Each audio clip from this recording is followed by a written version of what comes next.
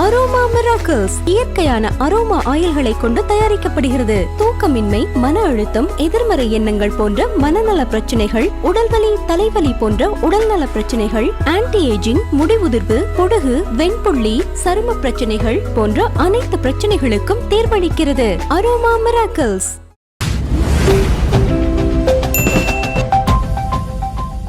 ஒரு செய்தி அதிகமாக பேசும் பொருளாக மாறிட்டு இருக்கு. ஜனநாயகன் படத்தை வந்து நிறைய பேர் பார்த்துருக்காங்க. படம் வந்து நல்லா இருக்கு, பயங்கரமான ஒரு ஹிட்டு படமாக மாறும்னு சொல்றாங்க. விஜயோட கரியர்லேயே இது வந்து ஒரு முக்கியமான படம்னு சொல்லிட்டு அதிகமாக இந்த சோசியல் மீடியாலாம் ஷேர் செய்யப்படுது. இதை பற்றி என்ன சார் நினைக்கிறீங்க? உண்மையில் நிறைய பேர் பார்த்துருக்காங்களா படத்தை? நிச்சயமாக ஜனநாயகன் படத்தை யாரும் பார்த்திருப்பதற்கு வாய்ப்பு இல்லை. அந்த படத்தில் பணியாற்றியவர்களும் நடிகர்களும் கூட ஜனநாயகன் படத்தை பார்க்கல. எனக்கு தெரிஞ்சு இந்த படத்தை தணிக்கை குழுவினர் மட்டும்தான் முழுமையாக பார்த்துருக்காங்க. அதுக்கு அடுத்து அந்த தயாரிப்பாளர் ஜெகதீஷ் போன்ற ஒரு சிலர் பார்த்திருப்பதற்கு வாய்ப்பு இருக்குது. மற்றபடி பார்த்தீங்கன்னா இவர் பார்த்தார், அவர் பார்த்தார் அப்படிங்கிறதெல்லாம் வதந்தி தான். அதே நேரம் இதில் ஒரு சின்ன வாய்ப்பு என்ன அப்படின்னா, தமிழ்நாட்டில் தான் இந்தியாவில் தான் இந்த படத்தை ரிலீஸ் செய்கிறதுல ஒரு பிரச்சனை இருக்குது. இன்னும் தணிக்கை சான்றிதழ் கிடைக்கல. ஆனால் வெளிநாட்டை பொறுத்த வரைக்கும் பார்த்தீங்க அப்படின்னா ஒரு வாரம் 10 நாட்களுக்கு முன்பே ஜனநாயகன் பிரிண்ட் வந்து வெளிநாடுகளுக்கு அனுப்பப்பட்டுருச்சு. என்ன காரணம்னா அங்கே சென்சார் ப்ராசஸ்ங்கிறது வேற மாதிரி இருக்கும். அது இல்லாமல் பார்த்தீங்கன்னா இப்போ இந்த கிறிஸ்மஸ் வேற குறுக்க வந்ததுனால ஒரு லாங் லீவில் போயிடுவாங்கங்கிறதுனால கிறிஸ்மஸ்க்கு முன்னாலேயே அவங்க வெளிநாடுகளுக்கு அனுப்பிட்டாங்க. வெளிநாடுகளில் சென்சார் செய்வதற்காக தணிக்கை குழுவினர் படம் பார்த்துருப்பாங்கல்ல, அவர்கள் பார்த்திருப்பதற்கு அதிக வாய்ப்பு இருக்குது. ஒருவேளை இந்த படம் குறித்த தகவல்கள் அப்படி வேணா கசிஞ்சிருக்கலாமே தவிர இவர் பார்த்துட்டாரு, அவர் பார்த்துட்டாரு, எல்லாருமே பார்த்துட்டாங்க அப்படிங்கிறதெல்லாம் ரொம்ப அதீதமான கற்பனை தான். இல்லை சார், படம் வந்து 3 மணி நேரம் வந்து இருக்கு. எங்கேயுமே நம்மளுக்கு ஒரு நிமிஷம் கூட லேக் ஆகாது. அந்த அளவுக்கு விஜய் சாரோட படம் வந்து இருக்கு. இது எல்லாருக்கும் வந்து விஜய் சார் ஒரு ட்ரீட்டா இந்த படம் வந்து அமையும் வந்து சொல்றாங்களே சார். அதாவது விஜய் நடித்த படம் நிச்சயமாக விஜய் ரசிகர்களுக்கு ட்ரீட்டு தான். விஜய் நடித்த மொக்க படம் சுறா படமும் கூட விஜய் ரசிகர்களுக்கு ட்ரீட்டு தான். அதில் மாற்றம் இல்லை. அதனால எந்த பிரயோஜனமும் இல்லை. அந்த படம் காமன் ஆடியன்ஸுக்கு ட்ரீட்டாக இருக்கணும். அப்போ தான் அந்த படம் ஒரு பிளாக் பஸ்டர் வெற்றியாக மாறும். பட் அதே நேரம் ஜனநாயகன் படம் வந்து பகவந்த் கேசரியுடைய ரீமேக்ங்கிறது எல்லாருக்குமே தெரியும். பகவந்த் கேசரி பார்த்தீங்கன்னா ஒரு தர லோக்கலான ஒரு மசாலா படம். அது வணிக ரீதியில் ஒரு மிகப்பெரிய வெற்றி அடைந்தது. இப்போ அந்த படத்தை விஜய் நடிப்பில் ரீமேக் பண்ணும்போது பார்த்தீங்கன்னா இன்னும் வந்து ஒரு பெரிய அளவில் அதை லோக்கலைஸ் பண்ணி மக்களுக்கு பார்த்தீங்கன்னா ஒரு மிகப்பெரிய ஒரு பொழுதுபோக்கு படமாக கொடுத்துருப்பதற்கு வாய்ப்பு இருக்குது. அதனால் என்னை பொறுத்த வரைக்கும் காமன் ஆடியன்ஸுக்கு இந்த படம் ஒரு கொண்டாடுகிற படமாக தான் இருக்கும். அதே நேரம் நம்ம ஏற்கனவே பல பேட்டிகளில் சொன்ன மாதிரி தர அடிப்படையில் இது எந்த அளவுக்கு இருக்கும் அப்படிங்கிறதுல ஒரு கேள்வி இருக்குது. ஒரு மசாலா படமாக ஒரு 100 ரூபா கொடுத்து 200 ரூபா கொடுத்து தியேட்டருக்கு வருகிற ரசிகனை மகிழ்விக்கும் படமாக இந்த படம் இருக்கும். அதில் எந்த மாற்றமே இல்லை. இப்போ அதே மாதிரி ஜனநாயகன் படம் வந்து இந்த பகவந்த் கேசரியோட ரீமேக்னு வந்து தான் சொன்னாங்க. ஆனால் முழு அளவில் வந்து ரீமேக்காக இல்லை, சின்ன ஒரு கதை மட்டும் தான் எடுத்திருக்காங்க. மற்றபடி இது வந்து எச் வினோத் அவர்களோட இந்த அரசியல் படமாக தான் வந்திருக்கும் வந்து சொல்கிறாங்களே சார். அதாவது என்னென்னா, யூடியூப்பில் உட்காந்து இந்த கதை விடுகிறவர்களுடைய கற்பனைகளில் ஒன்றாக தான் இதை நான் பார்க்குறேன். எனக்கு தெரிந்து இந்த படம் வந்து 90% பகவந்த் கேசரி தான். படத்தினுடைய ஓப்பனிங்கில் ஒரு சேஞ்சஸ் இருக்குது, இன்ட்ரோல் பிளாக்கில் ஒரு சேஞ்சஸ் இருக்குது, ப்ரீ கிளைமாக்ஸில் ஒரு சேஞ்சஸ் இருக்குது. இது வந்து பகவந்த் கேசரியில் செய்யப்பட்ட மாற்றம். அதுக்கு அப்புறம் இவங்க என்ன பண்ணியிருக்காங்க அப்படின்னா அந்த அரசியல் விஷயங்களை அந்த படத்துக்குள்ளார ஆட் பண்ணியிருக்காங்க. இதுதான் எனக்கு கிடைத்த தகவல். நமக்கு விஜய் குறித்த தகவலாக இருக்கட்டும், இந்த ஜனநாயகன் குறித்த தகவலாக இருக்கட்டும், ரொம்ப ரிலையபிள் சோர்ஸ்லேருந்து வர்ற தகவல் தான். மற்ற தகவல்கள் எல்லாமே பார்த்தீங்கன்னா அது சும்மா அது யூடியூப்பில் வர்ற ஒரு வதந்திகளாக தான் நான் பார்க்குறேன். இந்த படம் பகவந்த் கேசரியுடைய ரீமேக் இல்லை என்று சொல்வதே பார்த்தீங்கன்னா ஒரு தவறான தகவல். இல்லை சார், இப்போ ஓவர்சீஸ்லாம் சொன்ன மாதிரி அப்போ அங்கேயும் டிலே ஆகுமா சார் இப்போ அந்த ரிலீஸ் இதுவில்? அதாவது மிக சரியாக சொல்லணும் அப்படின்னா அந்த தணிக்கை பிரச்சனை என்பது இந்தியாவுக்குள் படத்தை வெளியிடுவதற்கு தான். ஏன்னா இந்தியா தணிக்கை சான்றிதழ் அப்படிங்கிறது இந்தியாவில் திரையிடுவதற்கான கட்டுப்பாடு தானே. வெளிநாட்டில் வந்து இந்த படத்தை ரிலீஸ் செய்வதை இங்கே இருக்கிற தணிக்கை சான்றிதழோ தணிக்கை வாரியமோ கட்டுப்படுத்தாது. ஸோ அந்த அடிப்படையில் இந்த தணிக்கை பிரச்சனையினால் இந்தியாவில் இந்த படம் ரிலீஸ் ஆகலைன்னாலும் வெளிநாட்டில் வந்து ரிலீஸ் பண்ணிட முடியும். ஆனால் அந்த முடிவை யாரும் எடுக்க மாட்டாங்க. அதில் ஒரு பெரிய ரிஸ்க் இருக்குது. இப்போ உதாரணத்துக்கு பாருங்கள், ஜனநாயகன் படம் சூப்பராக இருக்குது அப்படிங்கிற மாதிரி ஒரு தகவல் வந்தது. அது உண்மையோ பொய்யோ இன்றைக்கி சோஷியல் மீடியாவில் ஒரு பெரிய அளவில் வைரலாகி மக்கள் அதை வந்து நம்ப ஆரம்பிச்சிட்டாங்க. கிட்டத்தட்ட அதை உண்மைன்னு நம்பி மக்கள் வந்து அந்த படத்துக்கு போகிறதுக்கு தயாராகிட்டாங்க. ஒருவேளை ஓவர்சீஸில் மட்டும் இந்த படத்தை ரிலீஸ் பண்ணி படம் மொக்கையாக இருக்குன்னு வச்சுக்குவோம். அப்போ என்ன ஆகுன்னா, தமிழ்நாட்டில் இத்தனை கோடி கொடுத்து இந்த படத்தை வாங்கிய விநியோகஸ்தர்கள் அந்த பணத்தை தரமாட்டாங்க.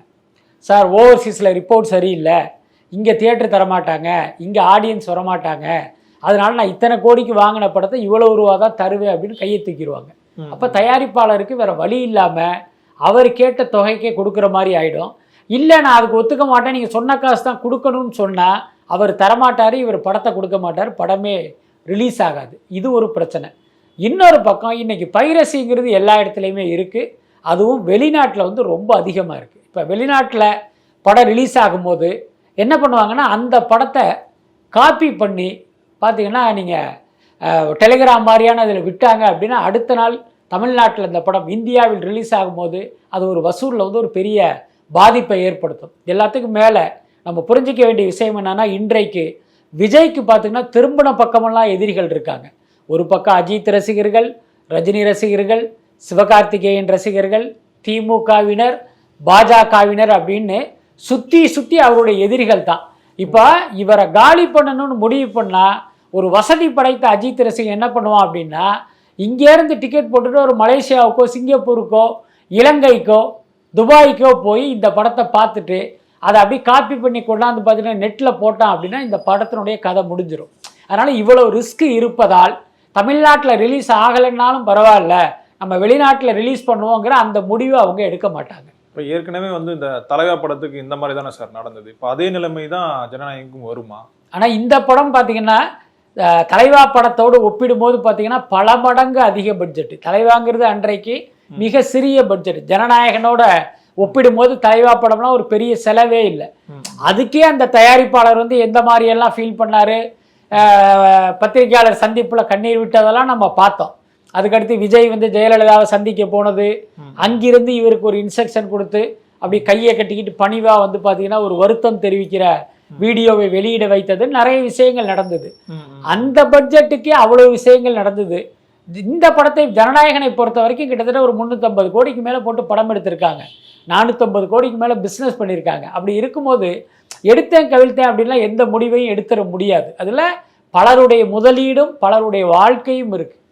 இப்போ வரைக்குமே தமிழ் சினிமாவில் முதல் நாள் அதிகம் கலெக்ட் பண்ண படம் வந்து லியோ தான் சொல்லிட்டு இருக்காங்க சார். இப்போ அந்த வசூலை வந்து இந்த ஜனநாயகன் படம் வந்து முறியடிக்கும் தான் எல்லாரும் வந்து நினைச்சிட்டு இருக்காங்க.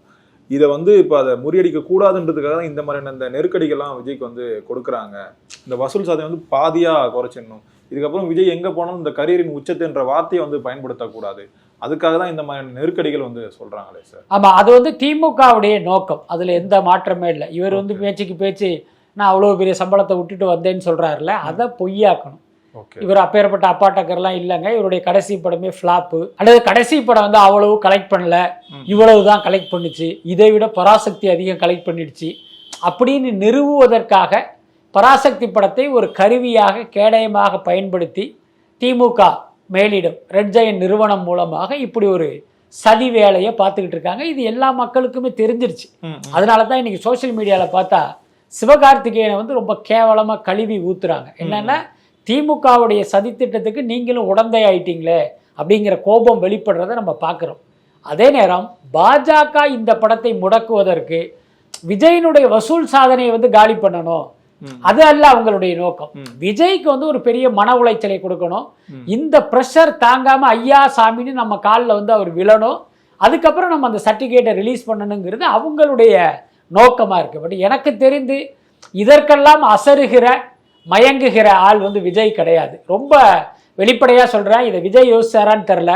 இந்த ஜனநாயகன் படம் 9ஆம் தேதி ரிலீஸ் ஆகவில்லை என்றால் உங்களுக்கு வந்து நீங்க நம்மளை வைத்து படம் எடுத்த தயாரிப்பாளருக்கு நஷ்டம், விநியோகஸ்தருக்கு நஷ்டம்னு நீங்க வருத்தப்படலாம். ஆனா உண்மையில் பார்த்தீங்கன்னா இந்த படம் ரிலீஸ் ஆகலைன்னா உங்களுக்கு மக்கள் மத்தியில் வந்து உங்களுடைய செல்வாக்கு மிகப்பெரிய அளவில் உயரும்.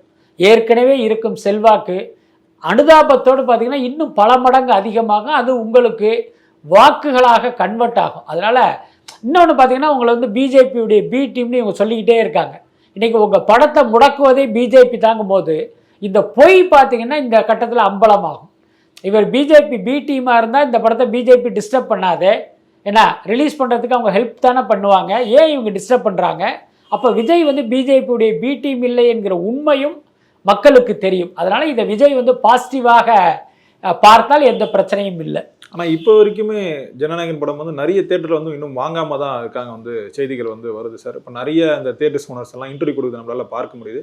அவருடைய சார்பாக வந்து டேர்ம்ஸ் அண்ட் கண்டிஷன் வந்து அதிகமாக வந்து சொல்கிறாங்கன்னு சொல்கிறாங்களே சார்.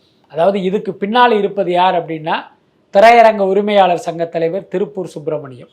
அவர் என்ன சொல்கிறார் அப்படின்னா ஜனநாயகன் படத்துக்கு அதிக பர்சன்டேஜ் கேட்குறாங்க அப்படிங்கிற ஒரு குற்றச்சாட்டை முன்வைக்கிறாரு. முதல்ல அந்த பர்சன்டேஜ்லாம் என்னன்னு சொல்கிறேன். இப்போ நீங்கள் வந்து ஒரு 100 ரூபா கொடுத்து ஒரு தியேட்டரில் படம் பார்க்குறீங்க அப்படின்னா அதில் பார்த்தீங்கன்னா இந்த வரிகள் ஒரு 10 ரூபா போச்சுன்னா பாக்கி 90 ரூபா இருக்கும். இந்த 90 ரூபாயில் பெரிய படங்கள் வரும்போது என்ன பண்ணுவாங்க அப்படின்னா அதில் 75% எங்களுக்கு கொடுங்க, உங்களுக்கு 25% தான் தருவோம், அல்லது 80% எங்களுக்கு கொடுங்க, உங்களுக்கு 20% தான் தருவோம் அப்படின்னு இவங்க சொல்லுவாங்க. தியேட்டருக்காரங்க என்ன பண்ணுவாங்க, அதுலேருந்து 5% 10% தனக்கு அதிகமாக கேட்பாங்க. பட் இவங்க கொடுக்க மாட்டாங்க. என்னன்னா நம்ம படம் வர்றதுனால தான் இந்த தியேட்டருக்கே கூட்டம் வரப்போகுது. அப்படி இருக்கும்போது எதுக்கு அவங்களுக்கு அவ்வளவு கொடுக்கணும் அப்படிம்பாங்க. ரொம்ப எளிமையா சொல்லணும் அப்படின்னா இப்போ சிங்கிள் தியேட்டர் இருக்குல்ல, அந்த தியேட்டர்கள்ல எல்லாம் என்ன பண்ணுவாங்க அப்படின்னா 25% தியேட்டருக்காரங்களுக்கு, 75% பார்த்தீங்கன்னா விநியோகஸ்தருக்கு. அப்புறம் இந்த சிங்கிள் தியேட்டர்லேயே பிரீமியம் தியேட்டர்னு இருக்கு. இப்போ உதாரணத்துக்கு நம்ம கமலா தியேட்டர் எடுத்துக்கலாம். அது சிங்கிள் தியேட்டராக இருந்தாலும் அதுக்கு பார்த்து அங்கே என்ன படம் போட்டாலும் ஓடும், என்ன படம் போட்டாலும் கலெக்ட் ஆகும். இதை என்ன பண்ணுவாங்க, ப்ரீமியம் தியேட்டர் அப்படிம்பாங்க. இப்போ அந்த படங்களுக்கு பார்த்தீங்கன்னா கூடுதலான பர்சன்டேஜ் கொடுப்பாங்க. இது வழக்கமான. அப்புறம் மல்டிப்ளெக்ஸ் பார்த்தீங்கன்னா ஒரு 40% வரைக்கும் கொடுப்பாங்க. இதுதான் இங்கே உள்ள நடைமுறை. இது எல்லா காலத்திலையும் இருக்குது. ஆனால் இன்றைக்கி திருப்பூர் சுப்பிரமணியம் என்ன பண்ணுறாரு, இந்த ஜனநாயகனுக்காகத்தான் இப்படி ஒரு விஷயத்தையே பண்ணுறாங்க அப்படின்னு அந்த படத்தை வந்து டார்கெட் பண்ணி ஒரு பெரிய பிரச்சாரத்தை முன்னெடுக்கிறாரு. ஆனால் உண்மை என்னன்னா இவருடைய இந்த பிரச்சாரத்தை சக தியேட்டருக்காரங்களே நம்பலை. இந்த திரையரங்க அதிபர்களுக்குன்னு ஒரு குரூப் இருக்குது. அது உள்ளர போய் பார்த்தா திருப்பூர் சுப்பிரமணியனையே பல பேர் திட்டுறாங்க. ஏங்க எல்லா படத்துக்கும் இப்படி தானங்க இருக்குது, ஏங்க இந்த படத்தை மட்டும் இப்படி சொல்கிறீங்க அப்படிங்கிற மாதிரி திட்டுறாங்க. ஸோ இதுக்கு பின்னால் ஏதோ ஒரு அரசியல் இருக்குது அப்படிங்கிறத மட்டும் நம்மளால் புரிஞ்சிக்க முடியுது. இப்போ இந்த கொரோனா காலகட்டத்தில் வந்து நிறைய படங்கள் வந்து ஓடிடிக்கு வந்து போச்சு. முன்னணி நடிகர்கள்லாம் ஓடிடி பக்கம் தான் போனாங்க. அப்படி இருக்கும் பட்சத்தில் விஜய் அவர்கள் தான் அந்த மாஸ்டர் படத்தை வந்து திரும்பவும் வந்து தேட்டருக்கு வந்து கொண்டு வந்தார். அப்படி இருக்கும்போது அவருடைய கடைசி படம் வந்து சொல்கிறாங்க ஒட்டுமொத்தமாக இந்த தியேட்டர் ஓன்ஸ் எல்லாமே அவருக்கு அந்த நன்றி கடன் செலுத்துகிற மாதிரி பண்ணலாம். ஏன் அந்த நன்றி கடன் வந்து இவங்க பண்ண மாட்டாங்க? அதாவது நன்றி உணர்ச்சி வந்து தியேட்டருக்காரர்கள்ட்ட மட்டும் இல்லை, நீங்கள் சினிமாக்காரர்களிடமே எதிர்பார்க்க முடியாது. நீங்கள் சொன்ன மாதிரி அந்த கொரோனா காலம் வந்த பிறகு தியேட்டருக்கு வருவதற்கே மக்கள் அஞ்சு நடுங்கிய காலம் அது. அந்த நேரத்தில் பார்த்தீங்கன்னா சூர்யா உட்பட பல ஹீரோக்கள் தங்களுடைய படங்களை தங்களுக்கு லாபம் கிடைக்கிறதற்காக என்ன பண்ணாங்கன்னா ஓடிடியில் போட்டு அவங்க படம் பார்த்தாங்க. ஆனால் விஜயை பொறுத்த வரைக்கும் என்ன சொன்னார்னா, லலித்தை கூப்பிட்டு நம்ம படம் தியேட்டரில் தான் வரணும் அப்படின்னு சொன்னதுனால கிட்டத்தட்ட ஒரு 10 மாதத்திலிருந்து 1 வருடங்கள் கழித்து அந்த படம் தியேட்டருக்கு வந்துச்சு. அதன் மூலமாக மீண்டும் தியேட்டர்களுக்கு மக்கள் கூட்டம் வர ஆரம்பித்து அவங்க பெரிய அளவில் சம்பாதிச்சாங்க. நீங்கள் சொல்கிற மாதிரி நியாயமாக ஜனநாயகன் படத்துக்கு இந்த நன்றி உணர்ச்சிக்காகவாது இந்த திரையரங்கு உரிமையாளர்கள் இந்த படத்துக்கு ஆதரவு கொடுக்கணும். ஆனால் அது கொடுக்காதது மட்டும் இல்லை, அந்த படத்துக்கு எதிரான ஒரு பிரச்சாரத்தையுமே இவங்க முன் வைக்கிறாங்க. இதன் மூலமே நம்ம தெரிஞ்சுக்கலாம் தியேட்டருக்காரங்கள் எப்படிப்பட்டவர்கள் அப்படிங்கிறத புரிஞ்சுக்கலாம். தியேட்டருக்காரங்க மட்டும் இல்லை, இன்னைக்கு பாருங்க ஜனநாயகன் படத்துக்கு ஒன்றிய பாஜக அரசு தணிக்கை தரமாட்டேன் அப்படின்னு ஒரு பிரச்சனை பண்ணி அந்த படத்தினுடைய ரிலீஸே நடக்காத அளவுக்கு ஒரு விஷயத்தை பண்ணிக்கிட்டு இருக்காங்க. விஜய் வந்து எத்தனை வருஷம் அந்த சினிமாவில் சர்வீஸ் பண்ணியிருக்காரு, எத்தனை பேரை வாழ வச்சிருக்காரு, சினிமாவில் எத்தனை குடும்பம் வாழ்ந்திருக்கு அவரால். அந்த நன்றி கொஞ்சம் கூட இல்லாமல் இன்னைக்கு ஒரு மௌன பார்வையாளராக இதை வேடிக்கை பார்க்குறாங்க அப்படின்னா இவர்களெல்லாம் எப்படிப்பட்டவர்கள்?